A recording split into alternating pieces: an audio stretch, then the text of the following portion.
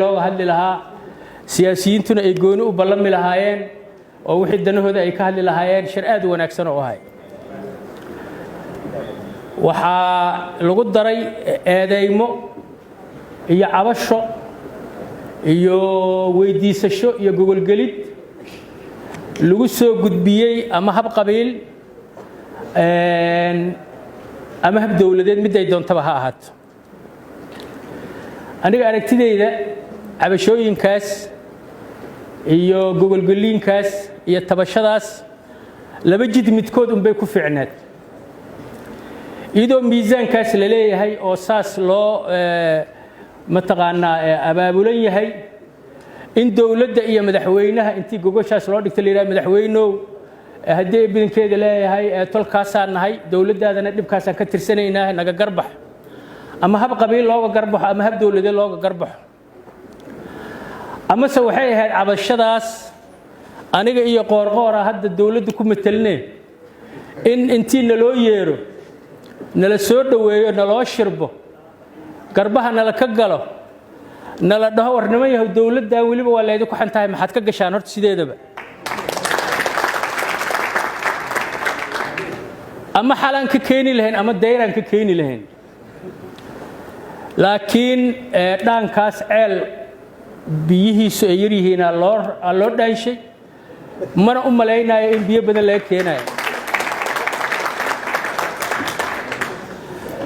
nimankaas odayaasha saaxiibadeena doorashaa la weydiiyey ra'iisul wasaaraa la weydiiyey amniga xamaraa la weydiiyey nadaafadaa laga hadlay wax walbaa laga hadlay waxaasna wax iyaga ay wax ka galaan maaha hal shay ay wax ka galeen haddii la weydiin lahaa oo dadkaas ama hab magaalo ama hab degaan ama hab toleed ay u warsadaan war 13 kursi madaxa aad uga taagantiin ka kaca intaasa nimankaas wax ka galeen ayadiina laba dhigay marka taladii oday cali in la yeelay ahayd nimankaas in la soo xurmeeyo la soo dhaweeyo dad walaala oo waliba maqnaa oo qaarkood mataqaanaa siyaalo kala duwan ay ku maqnaayeen ay ahayd in la soo dhaweeyo waa soo dhaweynayna intaas haddaan kaftanka uga baxo arrimaha dhuusamareeb run ahaantii wixii ka dhacay soomaaliduna waa og tahay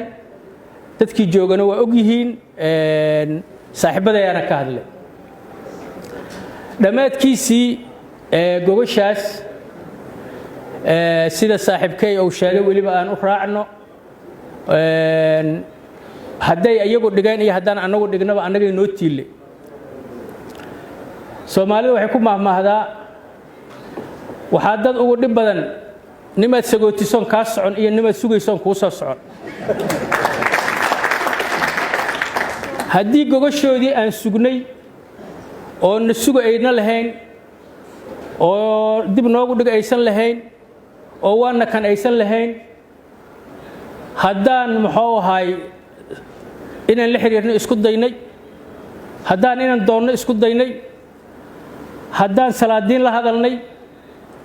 haddaan madaxweynayaal hore iyo mas'uuliyiin la hadalnay haddaan inaan anagu doonno isku daynay intiiba aan weynay hadda sida saaxiibaday u sheegeen waxay nala ahayd inaan niraahno dantaaba kaliftay laakiin saaxiibaday markii ay yimideen ayadoo intaas u dhacday warnimayahow dhibkaasaan ku maqneen iyo waxaasaan naga hadlaysnaa waa ka sugaynay laakiin awalba ayagaa meesha iska taagtaagnaa annagaana tii hore geynay tanna ka maqneen ka sugmeen meeshaan ka maqanahayna lama joogo waxaanan dhihinna lama dhihin annaga nama qabato warkaas hadda haddii iyadoo la daba socdo aan aragnana waa arkaynaa haddii la daba soco waayana meesheeda uga dhaqaaqaynaa mas'uuliyadda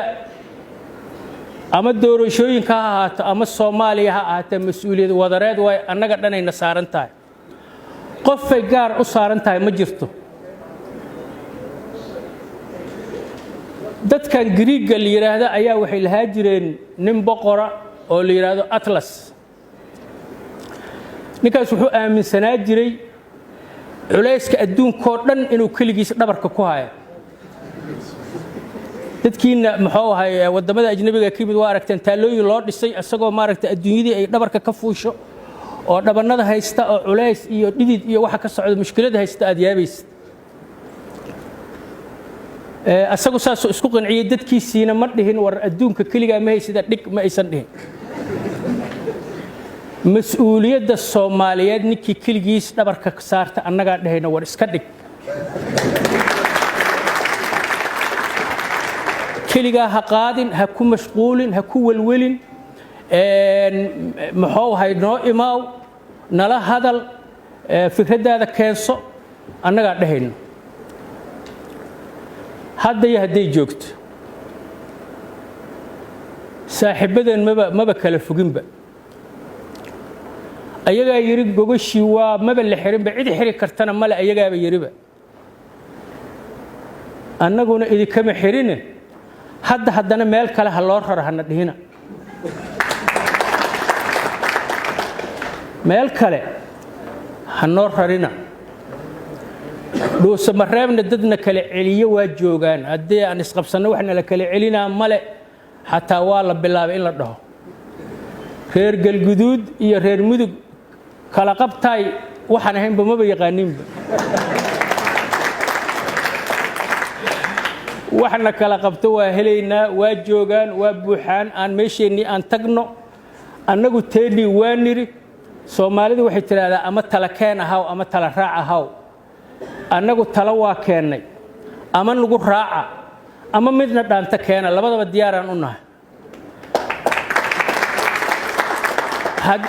haddaad teena raacdaan alxamdulillaah rabbil caalamiin walaal jira wax dhibaato ma leh tun naga fiican haddaad keentaan inay naga fiican tahay nagu qanciya Soomaalida ku qanciya beesha caalamka ku qanciya dadka wax doorana ku qanciya kuwa tartama ku qanciya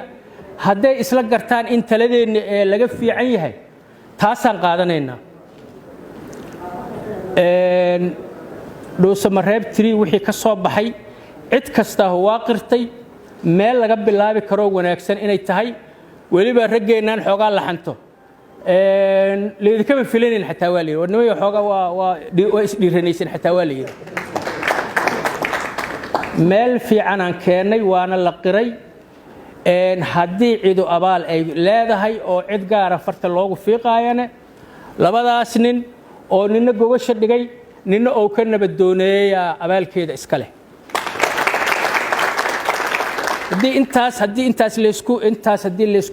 haddii leysku quuri waayana ka badan leysku quuri maayo waxaan dhammaanteen qabnaa oon ku midaysannahay oon ka tashanay oon ku heshiinay danta Soomaaliyeed danta degaanadeenna inaan u tanasulno annagu hadda buur kala cusub fuuli mayno dadka dhibi mayno annagana markeena aan dadka waalna dhihi mayno diyaaraan nahay haddii walaalaheen miirka ilaahay soo galshi meel fiican ay noo taale aan ka amba qaadno wassalaamu calaykum waraxmatullaahi wabarakaatuh